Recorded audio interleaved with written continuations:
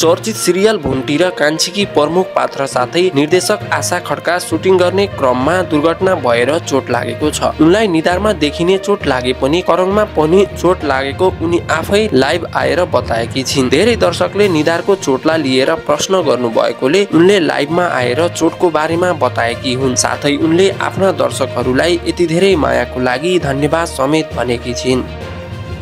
नमस्ते सबैजनालाई। मैले अस्ति एउटा भिडियो राखेकी थिएँ। धेरैजनाले मेरो यो चोटलाई देखेर के भयो भनेर सोधिरहनु भएको थियो। हजुरको यो मायाको लागि धेरै धेरै धन्यवाद।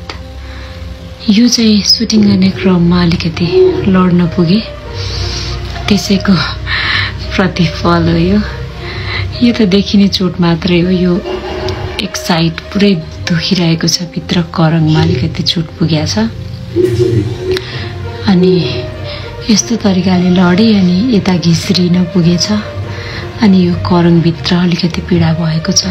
लामो सास लिँदा हिँड्दा ओर्दा अलिकति गाह्रो भएर अहिले म रेस्ट गरिरहेकी छु।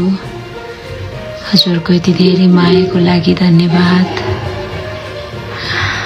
सधैँ यस्तै माया गर्नुहोला।